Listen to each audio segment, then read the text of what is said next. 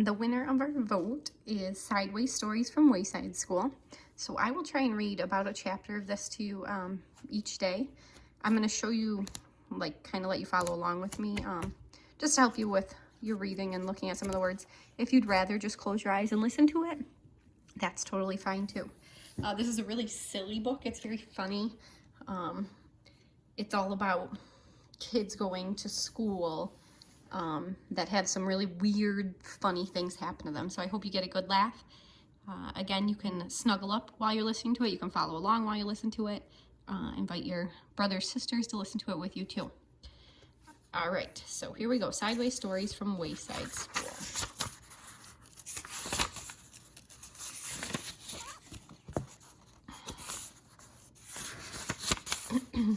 Introduction. This book contains 30 stories about the children and teachers at Wayside School. But before we get to them, there is something you ought to know so that you don't get confused. Wayside School was accidentally built sideways. It was supposed to be 1 story high with 30 classrooms all in a row. Instead, it is 30 stories high with 1 classroom on each story. The builder said he was very sorry. So it's a very tall school. The children at Wayside like having a sideways school. They have an extra large playground. The children and teachers described in this book all go to class on the top floor. So there are 30 stories from the 30th story of Wayside School. It has been said that these stories are strange and silly. That is probably true. However, when I told stories about you to the children at Wayside, they thought you were strange and silly. That is probably also true. Chapter 1, Mrs. Gorf. Mrs. Gorf had a long tongue and pointed ears. She was the meanest teacher in Wayside School. She taught the class on the 30th story. If you children are bad, she warned, or if you answer a problem wrong, I'll wiggle my ears, stick out my tongue, and turn you into apples. Mrs. Gorf didn't like children, but she loved apples. Joe couldn't add. He couldn't even count. But he knew that if he answered a problem wrong, he would be turned into an apple. So he copied from John.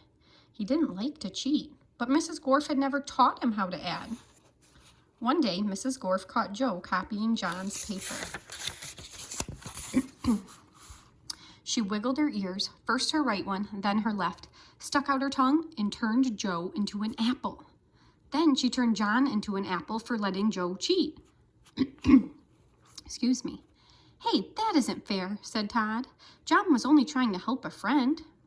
Mrs. Gorf wiggled her ears, first her right one, then her left, stuck out her tongue, and turned Todd into an apple. Does anybody else have an opinion? She asked. Nobody said a word. Mrs. Gorf laughed and placed the 3 apples on her desk. Stephen started to cry. He couldn't help it. He was scared. I do not allow crying in the classroom, said Mrs. Gorf. She wiggled her ears, first her right one, then her left, stuck out her tongue, and turned Stephen into an apple. For the rest of the day, the children were absolutely quiet, and when they went home, they were too scared even to talk to their parents. But Joe, John, Todd, and Stephen couldn't go home. Mrs. Gorf just left them on her desk. They were able to talk to each other, but they didn't have much to say. Their parents were very worried. They didn't know where their children were. Nobody seemed to know. The next day, Kathy was late for school. As soon as she walked in, Mrs. Gorf turned her into an apple. Paul sneezed during class. He was turned into an apple. Nancy said, "God bless you," when Paul sneezed. Mrs. Gorf wiggled her ears, first her right, then her left, stuck out her tongue, and turned Nancy into an apple. Terrence fell out of his chair. He was turned into an apple. Maricia tried to run away. She was halfway to the door as Mrs. Gorf's right ear began to wiggle. When she reached the door, Mrs. Gorf's left ear wiggled. Maricia opened the door and had 1 foot outside when Mrs. Gorf stuck out her tongue. Maricia became an apple. Mrs. Gorf picked up the apple from the floor and put it on her desk with the others. Then a funny thing happened. Mrs. Gorf turned around and fell over a piece of chalk. The 3 Erics laughed. They were turned into apples. Mrs. Gorf had a dozen apples on her desk. Joe, John, Todd, Stephen, Kathy, Paul, Nancy, Terrence, Maricia, and the 3 Erics. Eric Fry, Eric Bacon, and Eric Ovens. Louis, the yard teacher, walked into the classroom. He had missed the children at recess.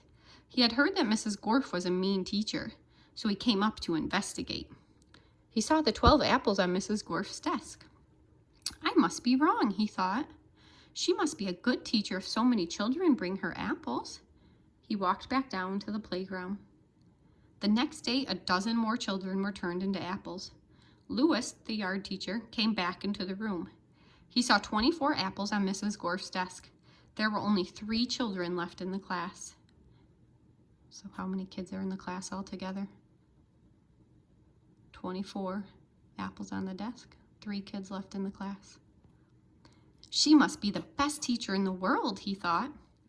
By the end of the week, all of the children were apples. Mrs. Gorf was very happy. Now I can go home, she said. I don't have to teach anymore. I won't have to walk up 30 flights of stairs ever again. You're not going anywhere, shouted Todd. He jumped off the desk and bopped Mrs. Gorf on the nose. The rest of the apples followed. Mrs. Gorf fell on the floor. The apples jumped all over her. Stop, she shouted, or I'll turn you into applesauce. But the apples didn't stop, and Mrs. Gorf could do nothing about it. Turn us back into children, Todd demanded. Mrs. Gorf had no choice. She stuck out her tongue, wiggled her ears, this time her left one first, then her right, and turned the apples back into children.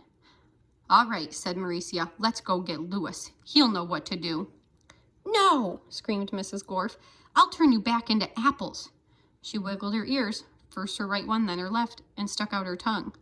But Jenny held up a mirror, and Mrs. Gorf turned herself into an apple. The children didn't know what to do. They didn't have a teacher.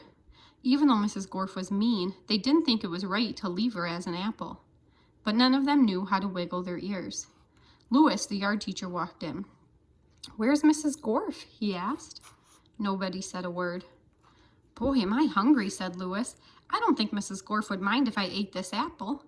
After all, she always has so many. He picked up the apple, which was really Mrs. Gorf, shined it up on his shirt, and ate it. The end of Chapter 1. Stay tuned next time for Chapter 2, Mrs. Jewls.